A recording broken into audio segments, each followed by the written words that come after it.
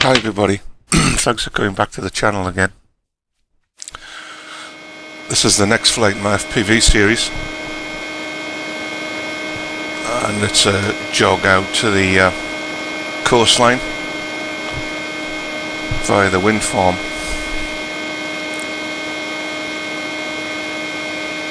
I'm flying the Skywalker 1900 and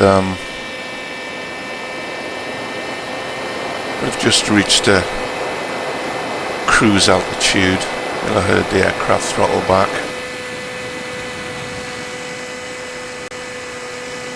And settled down for a nice run out to the coast this morning. It's early in the morning on a Sunday morning. It's quite quiet. There's a little bit of wind, not a great deal. And as you can see, it's kind of slightly overcast. Anyway, I started the flight in the air. I didn't show the hand launch and the usual loitering around whilst I get into the goggles and take control of the plane. So I decided just to start this flight in the air.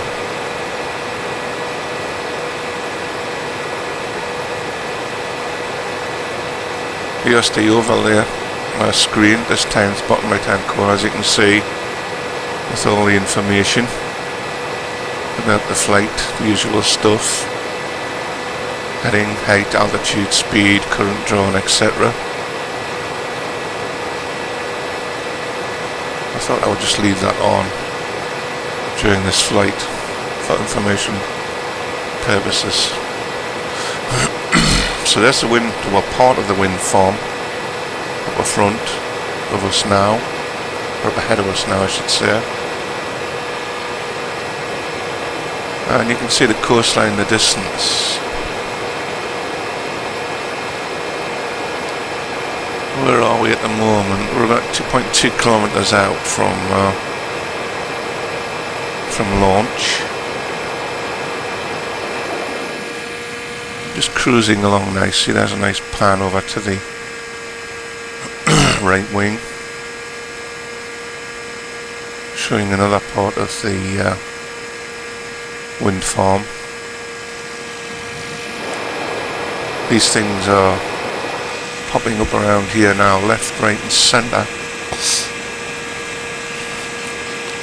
Of course in this part of the world we get quite a bit of wind, so it's hardly surprising.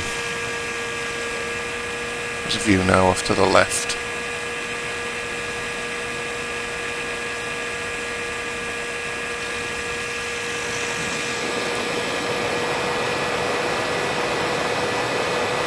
I'm not flying directly into the sun, but I'm heading pretty much towards it at the moment. You see the road down below there. Not many cars are at the moment. Like I said, it's quite early on a Sunday morning. Most people will still be in bed, I suspect. But as I knew the wind was going to be down this early, I made the effort to get out here and do some flying.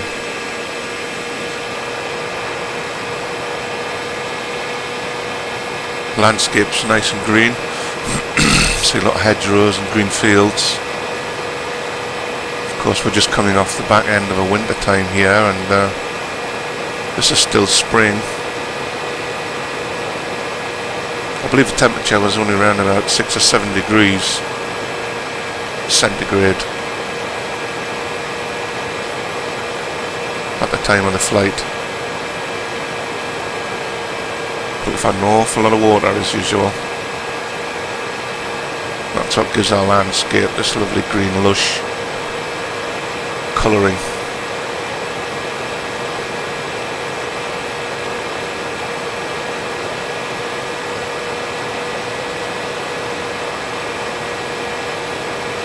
flights are progressing nicely still. Coming up on 4.4 kilometers out from launch. It's a nice shot down the coastline. Now the beaches are starting to come into view. Excuse my throat, I've got a bit of a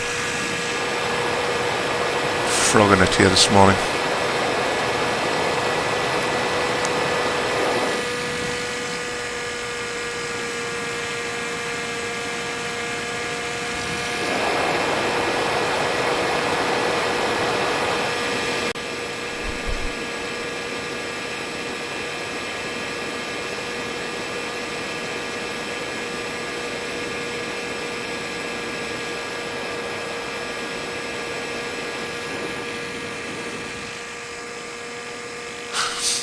Five, 5.2 kilometers now from launch. We're making good headway. At 56, 57. Oh, sorry, 50. At 50 kilometers an hour. And the APM flight controller still maintaining that cruise altitude very nicely indeed. This FPV platform's a very, very nice platform to fly, controlled with an APM 2.8. I'm just starting a turn now to run parallel to the beach.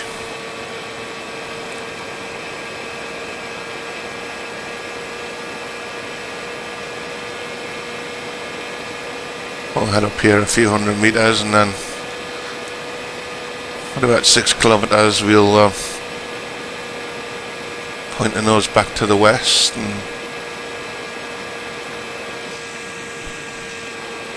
head back in a slightly different direction.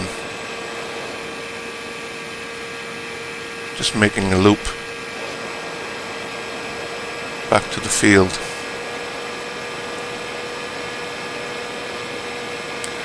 Looks like the turn's happening now.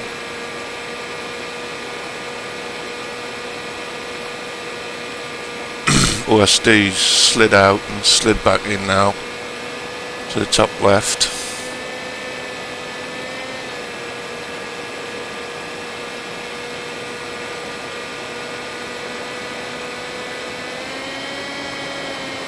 Just picked the throttle up slightly there, as obviously I did have a little bit of a tailwind. It wasn't a great deal, but enough to get me to increase the throttle to get back to a reasonable speed. Throttle's gone back up to about 63 or 64% there to get me back to the speed I was doing on the way out. APM autopilot still in cruise mode. And all the inputs I'm making are aileron and rudder for turns.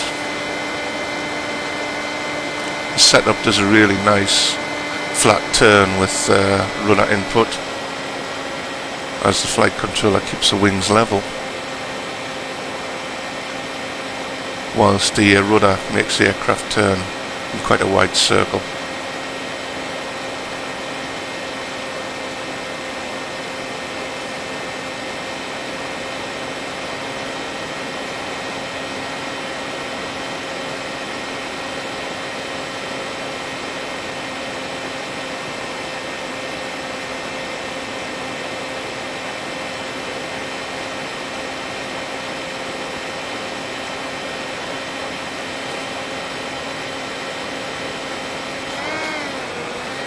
Okay, that was a receiver failsafe event. The APM dropped into return to home mode. Not quite sure what's going on there. I need to investigate that because the RSSI at that point was still quite high. So maybe there's some sort of interference from somewhere. I believe it happens again in a short while. There were 2 receiver failsafe events during this flight, which is interesting. Now there's the second one now. Very brief. Look at the RSSI, you'll still find it's up around the 70% mark, which is strange, which leads me to believe that it's some sort of interference. I'm not sure what frequency they use. I know they radio control these wind farms. I'm not sure what frequency they use for that, so maybe some spot interference. It's worth investigating, because I'm using a new RF module in the transmitter, a new Open LRS RF module. It's a clone of the UHF DTF units. It's made by a Russian guy, and it's sold under the brand name Chip RF. I have the power switch in the low power position at the moment, and which is about 400 milliwatts, which is much more than what I was using on my old unit, so there's really no reason for those failsafe events. So worth investigating that.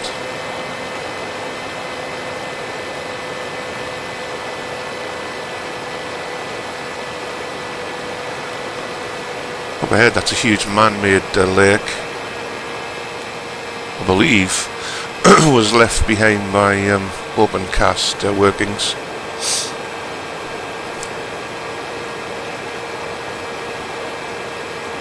As of course this area has been heavily mined over the last 20 or 30 years or so.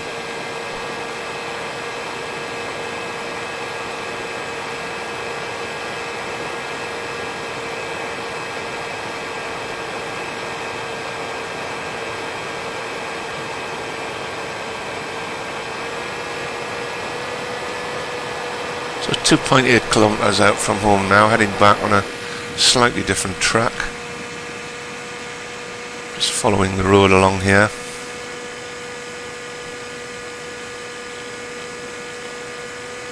There's that man-made lake. I'm not sure if there's fish in there. I don't know if they populated that with fish, or if it's just a large body of water. I'm not sure.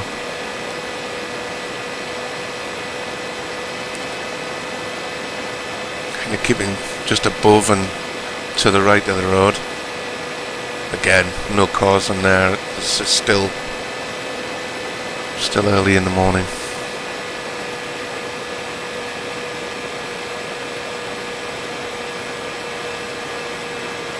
So all these flights I'm making just now are experimental, trying to get used to the new area I'm flying in.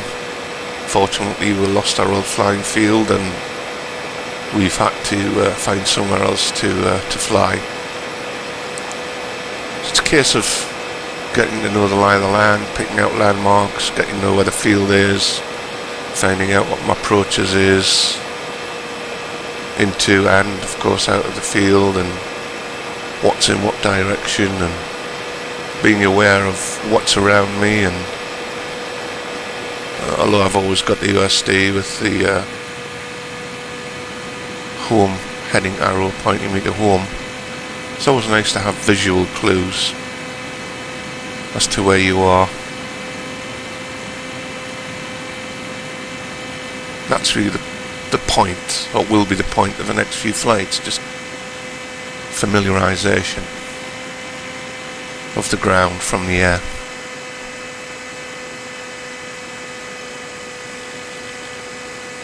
Tiny little village down there, a few houses.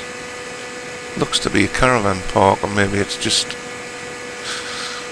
where some people are parking them up. There is another small caravan park in the woods off to the right there. Okay, I'm heading back nicely. I can kind of see the field up ahead now. but I'm aiming it flying off to the right of it, as this is going to be an FPV landing. It's the first FPV landing I've attempted since we moved to this location. Landings at this place can be a little bit tricky. It's not quite as open as our last field.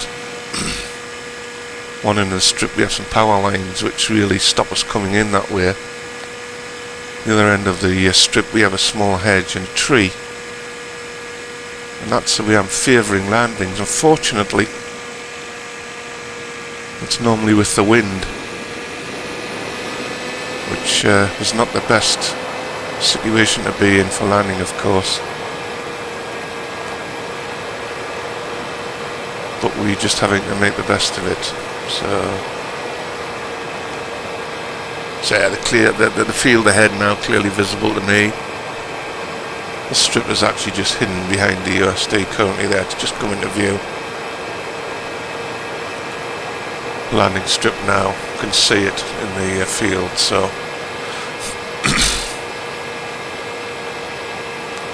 we'll just continue on this heading and cruise.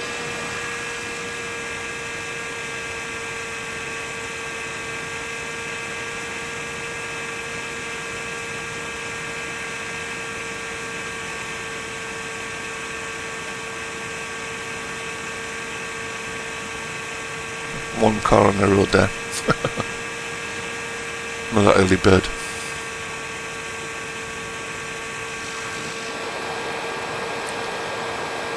There's a strip down below us in front. Pretty soon I'm going to be dropping out of cruise and to stabilise. I thought that I'd sort of head for that yellow rape field, or the corner of that rape field, and lose some altitude towards there and start a left turn in a hope that I'd come somewhere close on the flight path. So there, we just switched to stabilise, throttle back, nose down.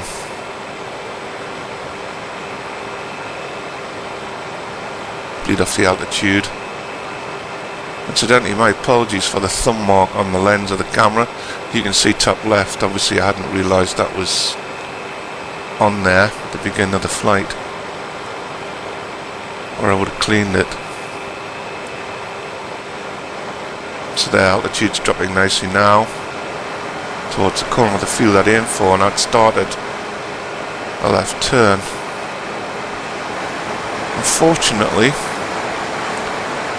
it looks so I made it too tight, and I'm still not far enough over for my final approach, so I'll make a right turn here.